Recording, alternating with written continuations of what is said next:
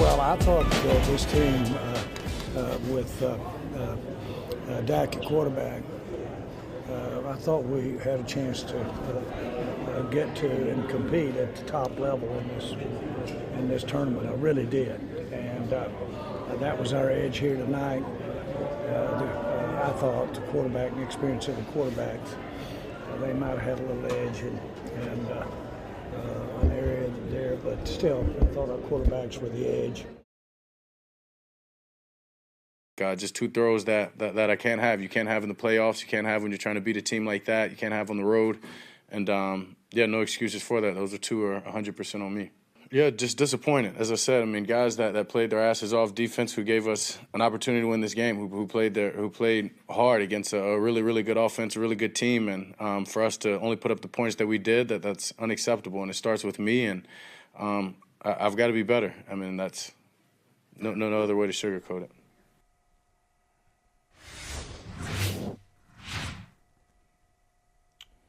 You know, I don't know that I need to say anything today.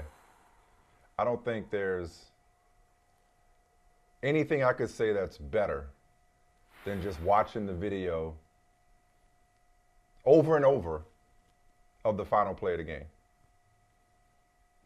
I don't think there's anything better than, I mean, if a picture is worth 1,000 words. That's funny. Okay, that's funny. I'll get that to you. A picture's worth 1,000 words. Right. That video is worth 10,000. I like. Oh, okay. I mean, okay. If you want it, okay. If it's like there's nothing else needs to be said other than that. I mean, like, let that just speak for itself. Do that again. Here we go. Trust me. It's gonna keep going. It's gonna keep going. Watch Ezekiel Elliott. Watch Ezekiel Elliott. I know. It's not. It's not just Zeke. What? It's this. Like, what the hell? Like, get this shit out of here. Like, it's the tackle. It's not even Zeke. It's not even Zeke. It's the tackle. That play did not have a chance. Like, get that out of here. Like, the Niners are like, get this weak shit out of here. Like, okay, if they drew this play up, they for damn sure didn't practice it. And if they did practice it, they didn't practice it against an actual defense looking to prevent them from getting down the field. Like, this is all you need to know about the difference in these franchises and the difference in this game.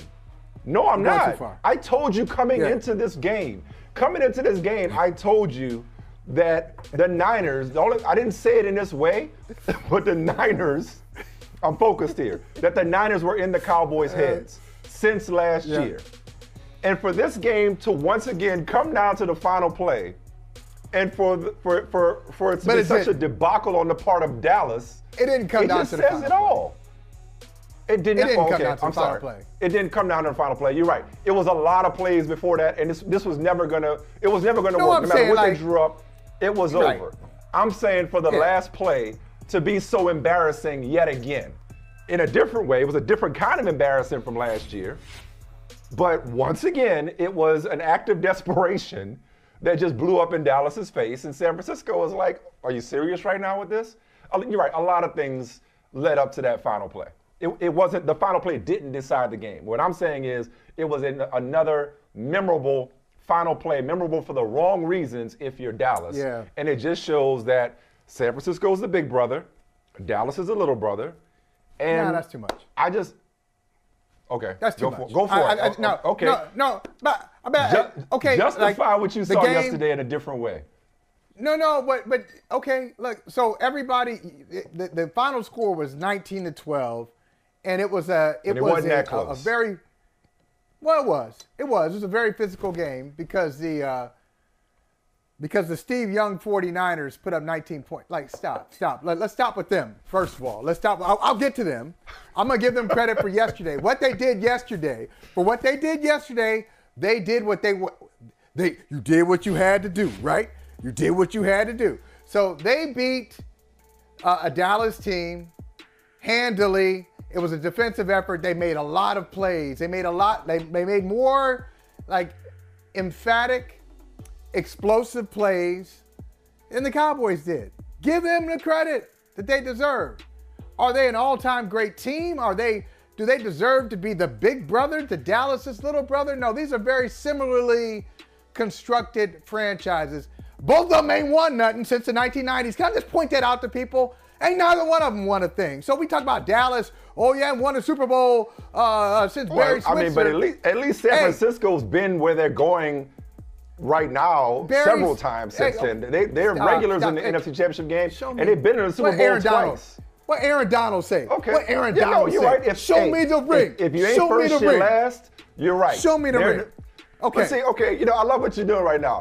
Can I stop you right there? No, I'm gonna get to it. I'm gonna get to it. No, I'm getting to it. I love what you're doing. I'm getting to it. Because right now you got misery loves company. So since your Cowboys, can't get it done, you're like, well, y'all ain't won nothing either. Well, they ain't that good. Well, it was a 7-point game. It was a close game. Hey, listen, I'm gonna put it. I just didn't like the big brother, little brother thing, but I'm gonna get right to the point. I'm here to take it. And I want to let people know, just full disclosure. Like, I could have easily taken a day off.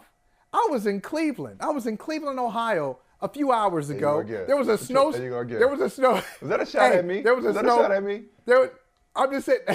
Oh, you know what? That could have been. I see how you can perceive it that way. You should perceive it that way. But no, it was not a shot at you. I was in Cleveland a few hours ago. There was a snowstorm in Cleveland. I could have just said, I can't make it, travel plans. But I wanted to show up and take the medicine. I caped up for the Cowboys foolishly. And as I put in the feed, Mike, I had it all wrong. I was focused on young Brock Purdy. Hey, the quarterback's going to make a difference in this game. We're going to learn about the quarterback. And I was looking right at you, Brock. Looking right at you. And hiding in plain sight, the NFL chick, Rita Hubbard, tried to tell me. She tried to learn me. She said, hey, Dak throws some weird interceptions at weird times. I'm concerned about Dak. Sure enough, Dak playing crazy, making crazy throws. And he's fortunate that he only had 2 picks because he put one right in the breadbasket of Greenlaw. The Greenlaw dropped, and he could have had another one. Like Warner could have had another one. So Dak just didn't do the job here. So San Francisco, give them credit. I'm glad they have the right to go to Philadelphia and make themselves sacrificial lambs at the feet of the Eagles. There we go. I appreciate that. Listen. No, because I'm still salty. I'll eat my words on them in a second. I'll eat my words on the Eagles in a second. I'm salty. I'm salty. But at least when it comes to Giants Eagles, mine was just a guess. I was just throwing some shit against the wall to see if it stuck. You, on the other hand, you planted your flag in Frisco, Texas. You were like, you went hard against the 49ers. But this is what I mean. Let me go back to what I said when I said it's not that close. I mean, obviously I watched the game. It was 9-6 forever. I mean, it was a low-scoring defensive struggle. When I say it's not that close, the divide between these two organizations, in my mind, could not be greater. I don't think Dallas is as close as Dallas thinks it is. I don't think Dallas is as close as Dallas thinks it is. I don't think Dallas is as close as Cowboys fans think they are. I think Dallas is a good team. Drill down there. I think Dallas is a good team. I think they can compete for the playoffs every year. They should make the playoffs most years when they're healthy. I don't think Dallas is in the class with San Francisco. I think San Francisco is a physically and mentally tougher team, top to bottom.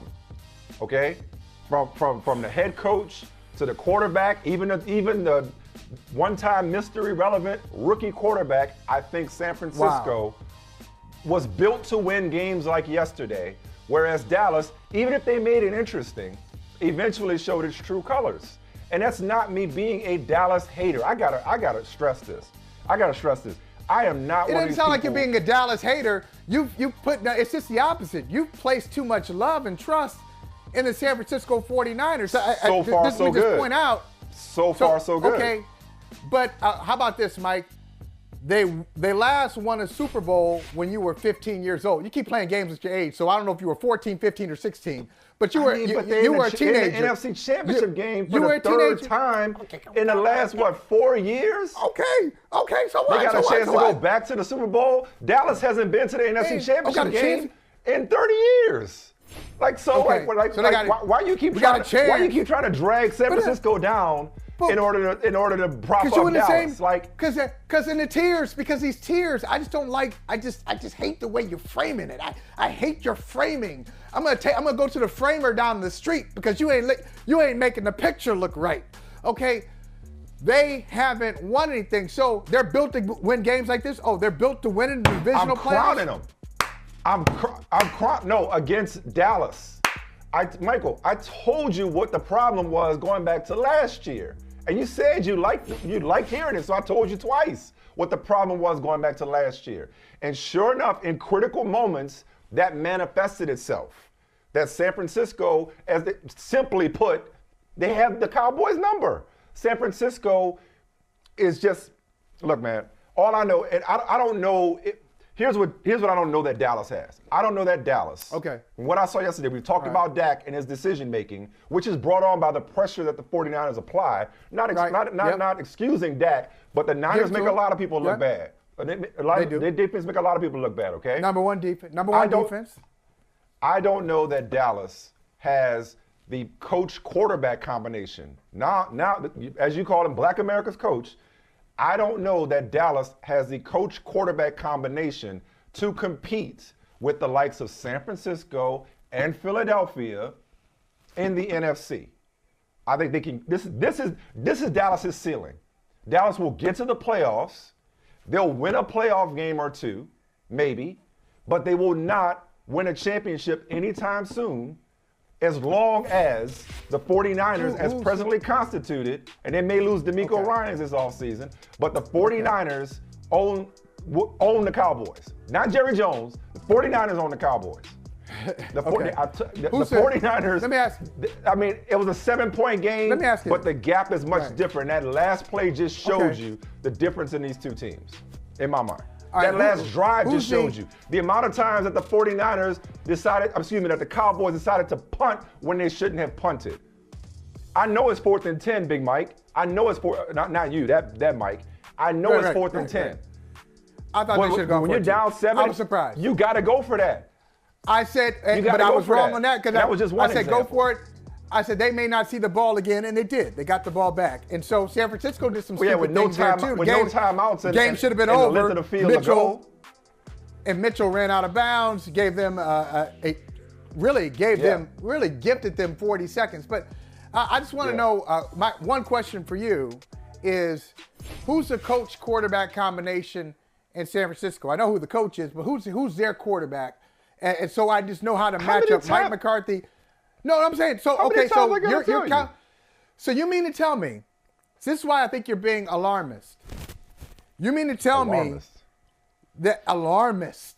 that from December to January of 2023, you're confident in saying that the combination of Kyle Shanahan, who we've seen for a while, and Brock Purdy, young Brock, who's played 7 games in his career, 7 games in his whole career, and never has he ever played outside of the Western time zone? Has he ever played out of the Pacific time zone? Has he played a game in the Pacific time zone outside of it? I don't think he has.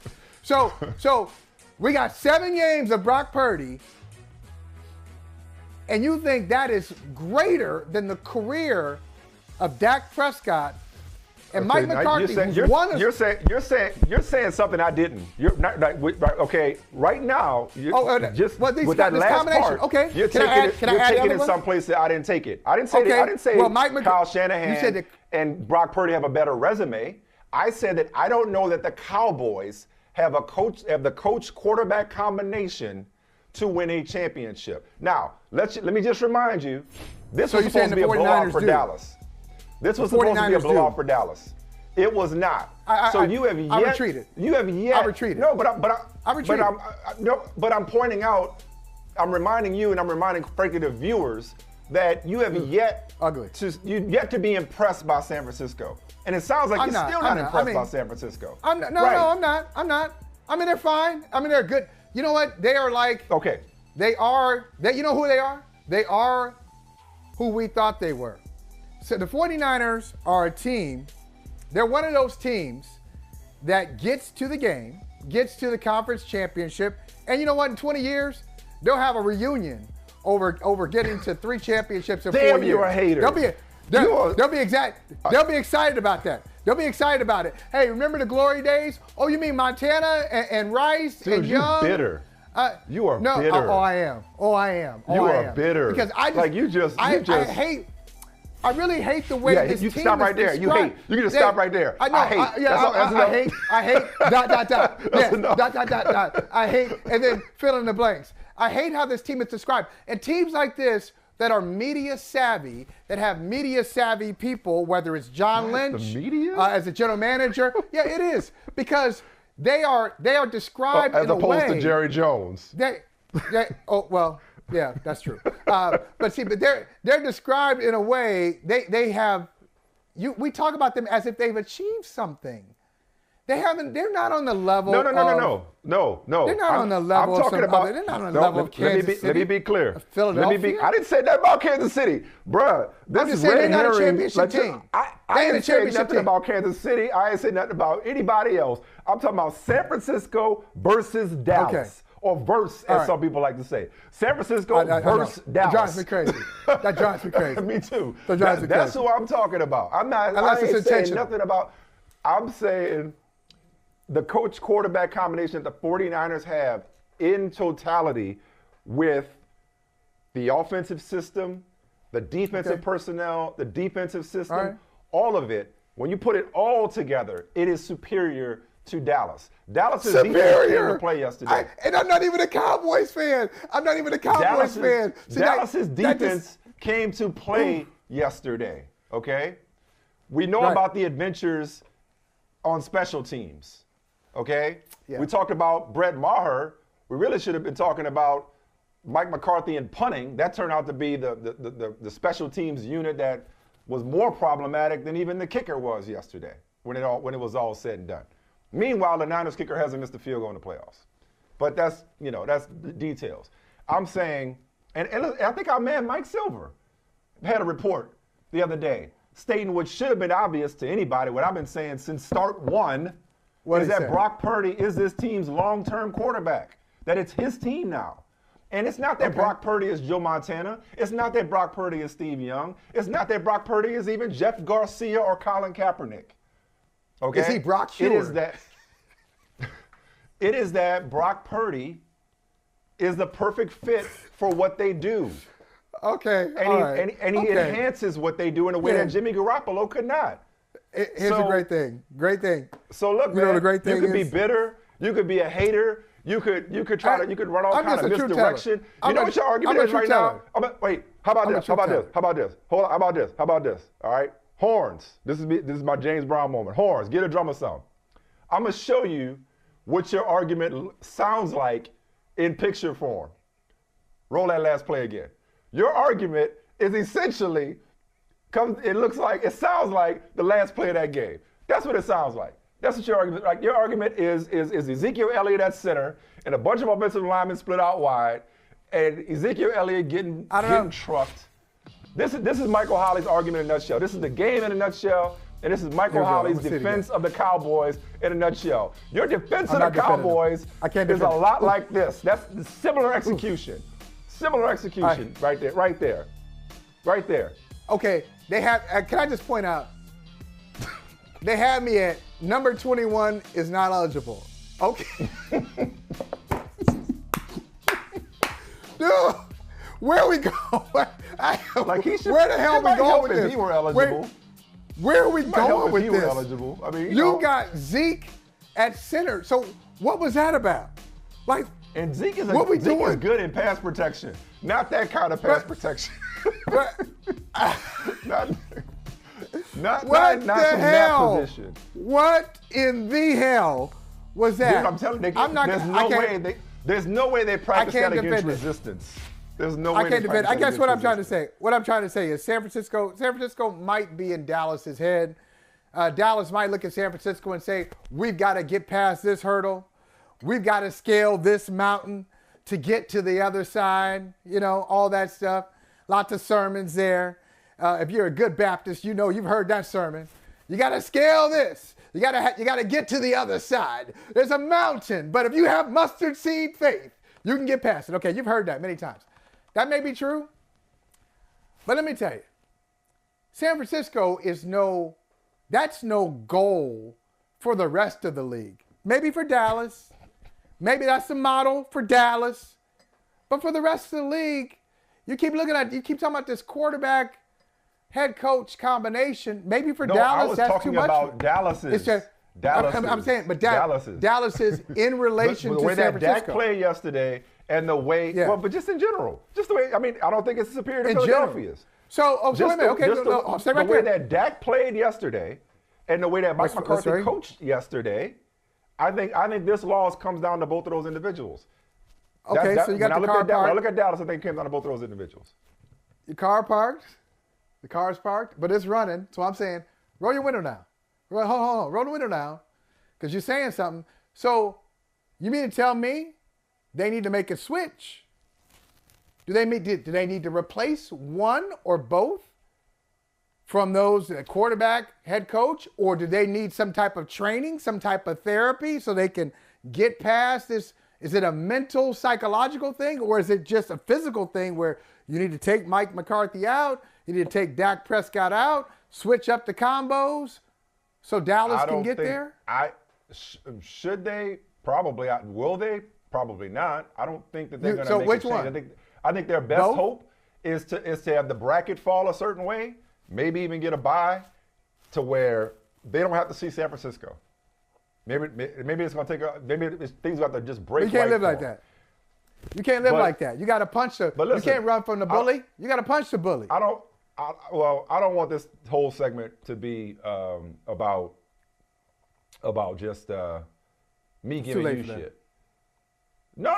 I mean, it's not too late. No, like we decide what time we can go to break. I'm gonna take a little bit of medicine, and like I said, a little bit, because I don't know that we were as passionate about the other game. I just threw out there, but I'll still own it. I'll still own it. I got caught up in the Giants hype. I got caught up in the story, and they had a great season, and I think they were a good team. I am guilty, not quite as much. But I'm guilty of underestimating Philadelphia, similarly to the way you're guilty of disrespecting San Francisco. So Nick Sirianni described the locker room scene as lit. Nick Sirianni, by the way, who has great taste in movies, he showed him the last rap battle scene from 8 Mile, which is awesome. Yep. Here's a little bit from the locker room in Philadelphia, the lit locker room in Philadelphia, as he called it. Tighten up. I just want to say one thing. The week that we put together, that's what showed up out there. We worked our ass off. So, man, let's do that each and every day, man. Don't take no moment for granted. You know what I'm saying? Because that right there, that's what we showed up all week. All week, it showed up out there, man. So don't get it twisted. It's on us. And it's how we prepare each and every week. Go ahead, Jalen. Exact same thing he just said. We prepared our best and we played our best when our best was needed. Now, I don't put no levels to this, put no limit to this. Continue to grow and continue to lay everything on the line right now. Lay everything on the line. These are once in a lifetime opportunities we got right in front of us in our hands. So what the you gonna do? What you gonna do? The mentality we gotta have, man, it don't have to be nothing different than what we didn't practice all month. That's work your ass off every day. Let's stay together. We're a family. We unite together and we go dog together. That's what we're gonna do. That's who the we is. So enjoy this. Enjoy this. Yes, but understand, we ain't done. Yep. Eagles on 3, 1, 2, 3. Yeah. When it's time to work, it's time to work. 2 things. I'll actually make that 3 things. 1, Jordan Davis might be the biggest human being I've ever seen. Because all I could look at was Jordan Davis like towering over everybody. 2, I love Jalen Hurts' extemporaneous speaking style. I can appreciate it. And number 3, listen, for all the talk I've talked about San Francisco being big and tough and bullies and physical, like them boys from Philly, they'll go toe to toe with them. When our best was needed. Now.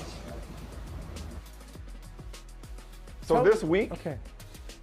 No. I'm giving credit to Philadelphia. The Eagles physically don't back down from anybody. They don't back down from anybody. That offensive line, that defensive line, that quarterback. I mean, they're as physical, as mean, as tough, as aggressive as anybody. So, listen, props to Philadelphia. Shame on me for even thinking the Giants had something for them, that the Giants were even in their weight class. Because Philadelphia did to New York over the course of a game what San Francisco did to Dallas on that last play. which is just which is just nip that in the bud. Just nip that in the bud. Hey, Mike, I just want to let you know, I'm from the illest part of the Western Hemisphere. So if you're in the sightseeing, don't visit there. It's somewhere between Jersey and Delaware. Philly and never scared. And the Eagles. All the way live from the 215. And they don't say Eagles, but we ain't going to say that on the show, okay? The Eagles ain't timid there. Look, you say toe-to-toe. Philly can go toe-to-toe with San Francisco. Obviously, like, this is what's crazy.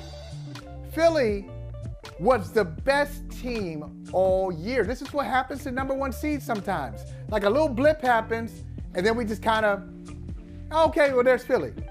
The blip was they lost one game, shockingly, even though I called it on my bets. They lost to the Commanders. So they lose their first game of the season to the Commanders. They had struggled, I think it was the week before, they struggled against the Texans. They lost to the Commanders. All right. Then Jalen Hurts gets hurt against the Bears, and they lose a couple of games. And then even Hurts' last game of the regular season, nothing special. They beat the Giants, nothing special. Let me tell you something. With Jalen Hurts out there, with Philadelphia rested, with their guys, you bring yours. They got theirs. They're better than everybody, not only in the NFC, they're better than everybody in the league. This is the best team in football right here. And it wasn't just because they beat down the Giants 38-7.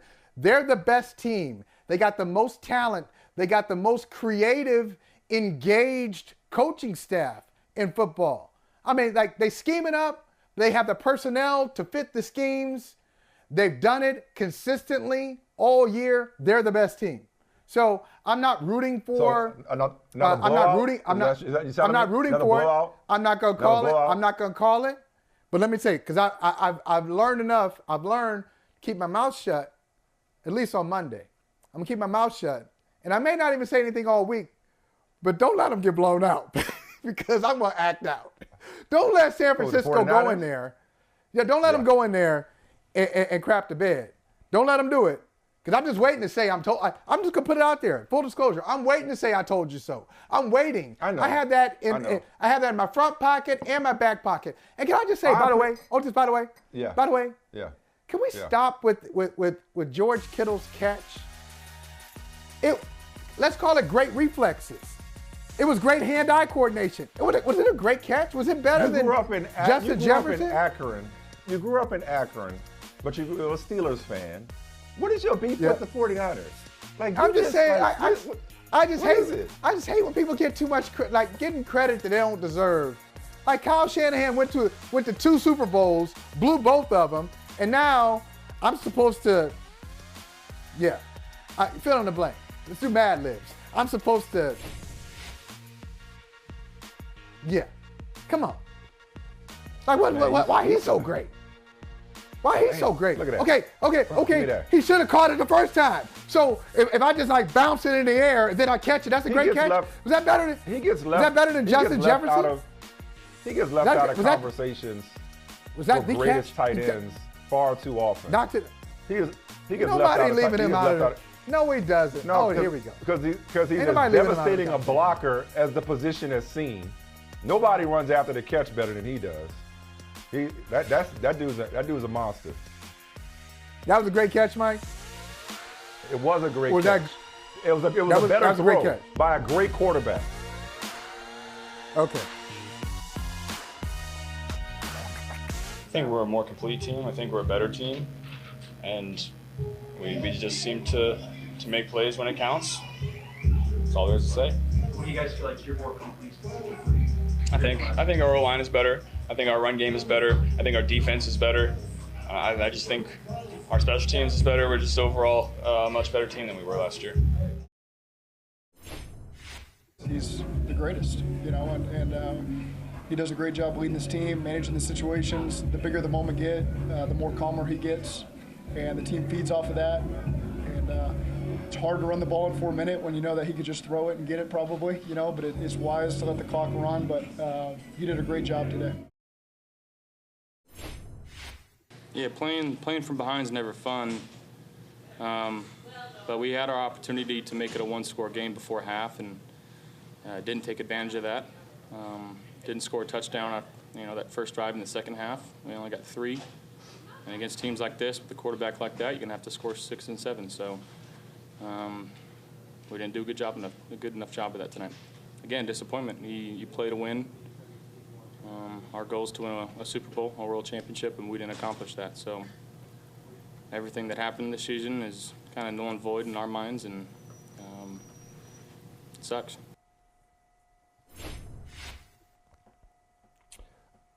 Similar to the Cowboys, just connecting them just because, the Cowboys have won Super Bowls, but they both known their share of heartache, those two franchises. Yeah. Right. And obviously they played each other twice in the Super Bowl. I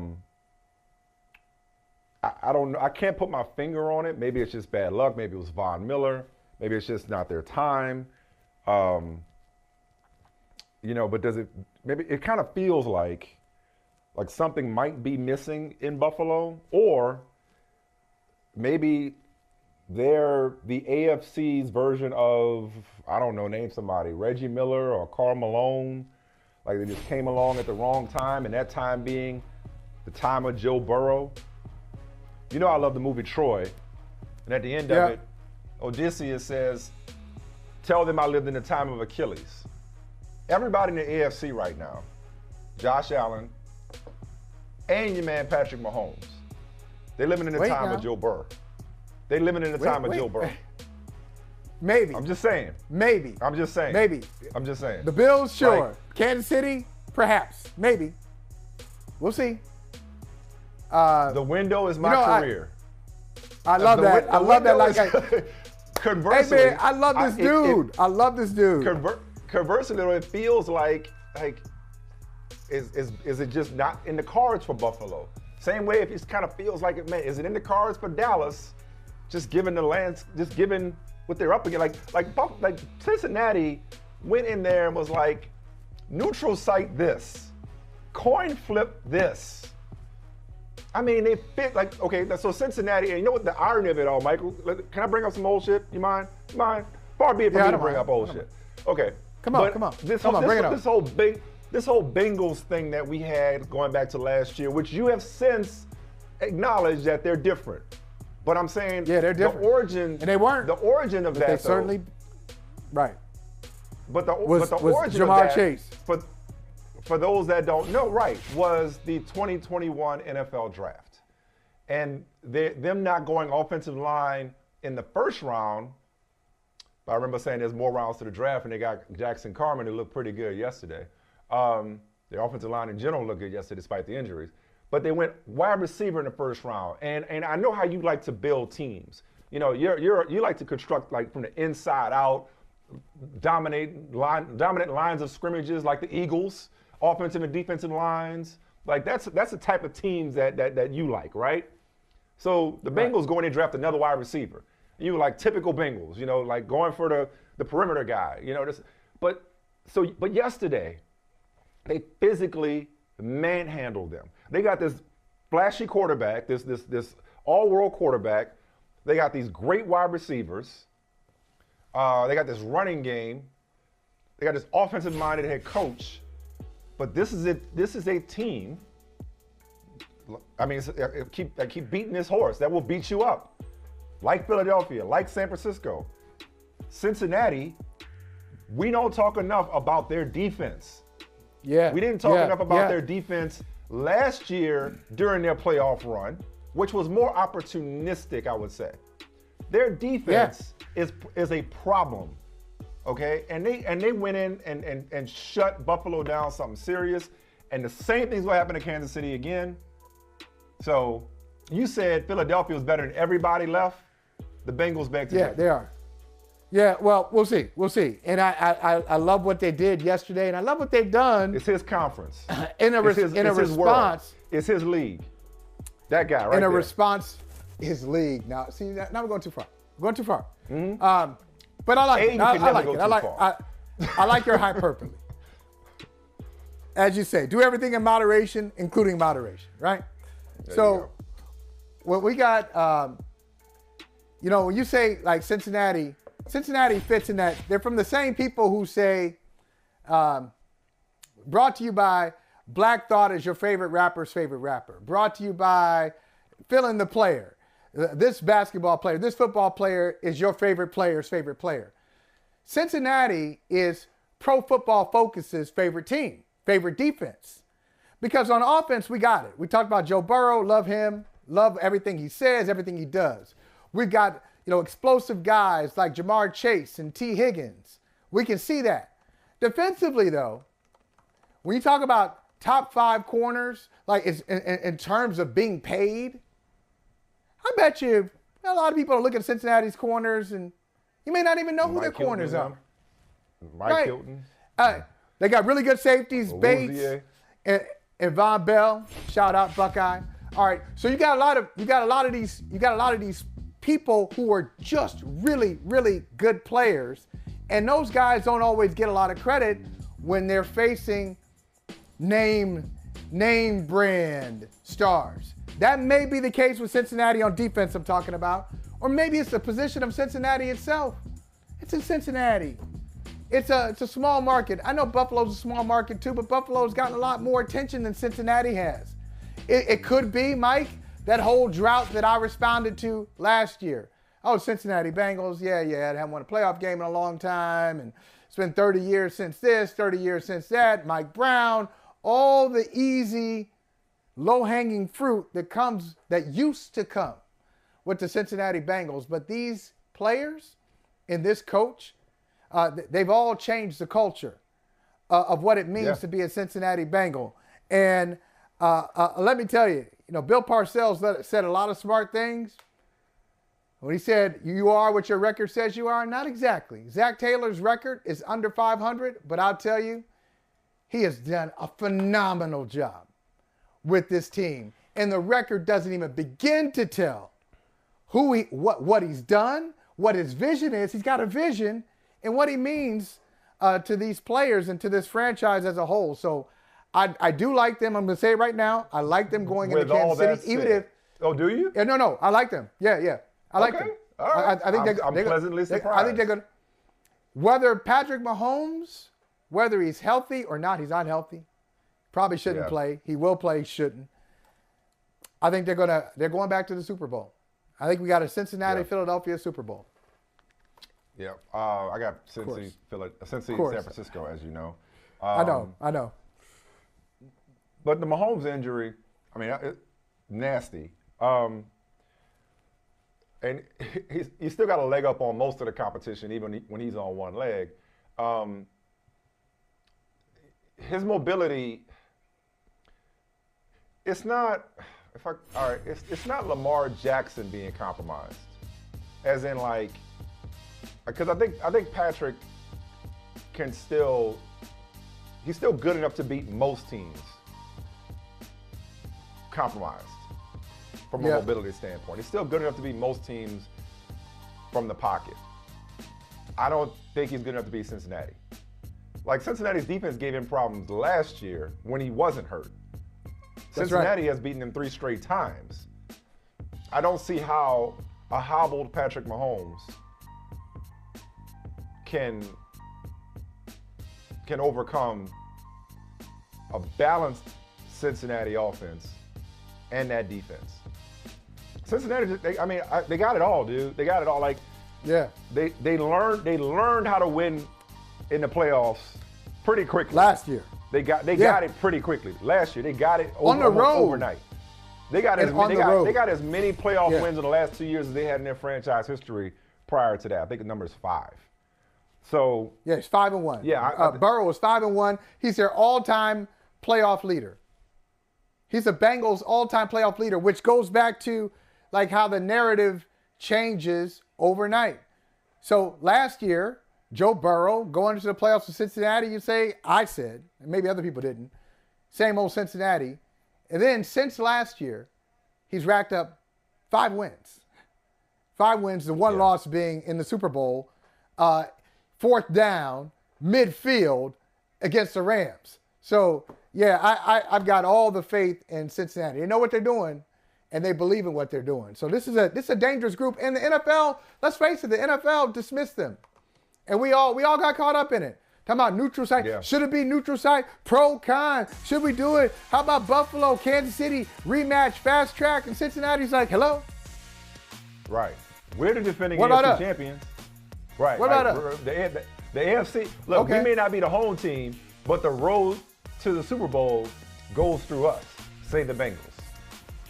I do want to talk more about the neutral site thing, though. It's kind of interesting on some macro level. Hey, you lucky they switched up that beat. That beat they were playing on that Mahomes thing, I was going to freestyle on that. Well, it was hard getting him out of the game, first of all. He wanted to fight, and so we got him out, went to the x-ray, got it x-rayed, looked at, taped. He came back, and he said he felt good enough to be protected, where he's not going to get hurt. That's obviously the primary thing. And he felt like his mobility was good enough where he could do that. So we did a few little things with him on the sideline to see where he was at, put him in, and it was a short leash. I obviously didn't want to go back and see it. I didn't want to go get the x-rays or whatever it was. I wanted just to continue to play. I told him I would do it at halftime, but Coach, in the best interest of me, he made me go back there and get that x-ray before he put me back in the game. And for a while, I thought I could get and play through it, and then he said, I'm not putting you back in, so you might as well go get the x-ray, and then if it's negative or whatever, I'll put you back in. So I ran back there, got the x-ray, and was able to finish the game. You got to make sure he's okay, physically okay, where he can protect himself. And if he can't, then he can't play. You have to go with the next guy. But he's a tough nut, and he's very – when I tell you he's competitive, he's very, very competitive. I'm not coming out of a playoff game unless they take me out. And so I'm just going to play. I love this sport too much. I love this game. I love playing with my teammates and being able to go out there and enjoy it together. And we prepare all year to be in the playoffs and to play in these games. And I'm glad that I was able to get back in the game. And, it's something that I just love competing in this sport. And pain is pain, and you have to deal with it either way.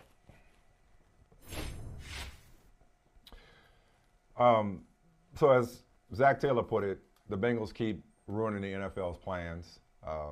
No coin flip, no neutral site, AFC title game, thanks to Cincinnati both times, beating Baltimore and, of course, beating Buffalo yesterday. So now AFC Championship game is in Cincinnati. And you'll recall when it first happened, in Kansas City, I beg your pardon. When the first Bengals-Bills game was canceled and then the fallout from it, and the NFL came up with that cockamamie scheme about a neutral site AFC title game. I ripped it. I was like, why? Like, it's winning percentage, just completely unnecessary. This was like, there was no reason to resort to these measures. But I don't know, man. Maybe I'm guilty of drinking the league's Kool-Aid in this regard, or the idea of a conference championship game at a neutral site kind of sort of started to grow on me a little bit. Nah, man. It's almost like it's not the same thing. It's not the same thing at all. My favorite sporting event is the NFL draft. You know that. Yeah. Once upon a time, I hated when they broke up the draft from 2 days to now 3 days with round 1 on Thursday. Hated that. Wasn't a huge fan of the traveling circus when they first announced it. I know that you play for the right to host the conference title game, but yeah, I would like to see it. I didn't like that they put together a solution where there was no problem, but in general, I'm open to it. It would have a bowl game feel to it, What do you think? Those atmospheres suck. They suck too. I mean, like I'm thinking, like, oh, it works in college football, does it? Does it work in college football? No, it doesn't. That the reason they're doing it is it's a moneymaker. So like, I know why they do it, but it's not great. It's not a great visual. I mean, the Super Bowl is different. You know, you get to move around and, you know, you have some, and that's money too. That's why they don't have it in like 3 or 4 cities. If you put a dome on your stadium and you live and your team is in a cold weather location, you too can have a Super Bowl, Minnesota, Detroit. So, I mean, they do it all for money, but it's not great. It's much better for optics and better for football fans if you have a partisan conference championship game. It's better for the league, opportunistic as usual, taking a tragedy and then kind of weaseling their way in there for a money-making opportunity. I'd expect nothing less. I'm not saying you're doing that. That's what the came about. I didn't like how it came about, but the idea of it intrigues me. Is this where this is going? So it's not happening this year, but is this where this is still going to go as into a neutral site for conference title games? Well, over 10 years ago, Roger Goodell stood up in front of owners and said, we're going to hit a $25 billion a year revenue mark. I mean, it was basically a promise that he made to owners. And all the owners were like, okay, great. How are we going to get there? Because it's straight up growth is not going to be enough. We have to find ancillary revenue streams. So what do? You embrace gambling, right? All of a sudden, that's another revenue stream. You embrace new television contracts. You embrace over the top contracts, meaning like streaming, other ways to proliferate your game. You embrace more overseas games so that you can cut television contracts in the EU. And then there's this. You take one Super Bowl and you turn it into 3.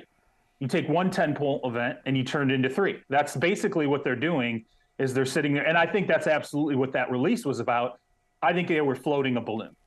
Hey, look at how well tickets sold. I don't know if it was to take the temperature and see what it looked like, or if it was just to start to get people used to the idea of this potentially happening. Just like what? At some point they were like, someday we might play 18 games. And then eventually we got to 17. Right. Oh, I still think we're going to get number. Still think we're going to get to 18 someday. Right. And, you know, so I think this is how they like to introduce things. I'm with Michael Holley. I steadfastly disagree with this because I think that you are now playing with the fabric of the game in your own history. When you look back, I mean, look, the traveling roadshow of the draft, sure, it's entertaining, but the draft is an award, okay? And that's an award that nobody really has to compete for. It's not like the Olympics. They don't take bids from a bunch of cities, and whoever decides they're going to roll it out best, that's ultimately where they go. This is the reward for being the number 1 seed. Yeah, absolutely. You earned it. No doubt. 100%. Speaking of earned, speaking of contracts, speaking of revenue, before we let you go, I want to ask you about Joe Burrow. Is this contract forthcoming? Is it going to be fully guaranteed, percentage of the cap, obviously highest paid players? Like what records and what traditions or whatever is Joe Burrow's contract, eventual contract with the Bengals, going to shatter? I think that Joe Burrow, Lamar Jackson, I think everyone now is going to aim to shoot for that fully guaranteed deal, whether it's a 4-year deal, a 5-year deal, however they work this out at this stage. I will just tell you this. I don't know for a fact that the numbers that I've seen out there with Lamar Jackson, this idea of $130 million, $133 million in guarantees, $160 million in guarantees, that's sort of a slap in the face, if you ask me, compared to some of the other guarantees that have been put out there for quarterbacks. I think even more so than I think the problem right now that these quarterbacks have is that Joe Burrow plays for who? Mike Brown. Okay. Michael Bidwell was dealing with Kyler Murray. We've yet to hit an owner who's basically willing to open the pocketbook and not behind the 8 ball financially.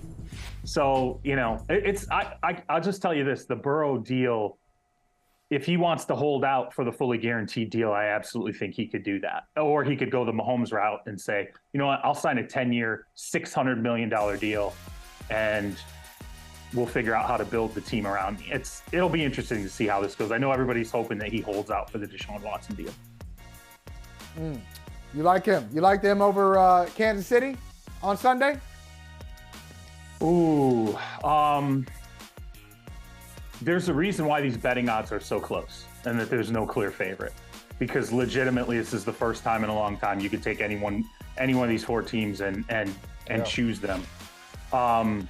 Hey, Charles, we will see you tomorrow. You and Michael Holley holding it down, fam. Yeah, Holley, I'll answer it tomorrow. Ask me tomorrow. I love that. Good tease. Dude, I'm gonna just leave by telling you what an awesome dad day I had on Saturday. This was my Saturday. What happened? In the morning, Maya had a dance recital. She crushed her solo. I then brought my daughter to the bus to go to the airport to go to France. She's in France for 2 weeks. And then Mason, his basketball game, hit the go-ahead 3-point shot in the final minute from the corner. Splash. Bruh. What a weekend. Love it. Love it. Congrats on it all.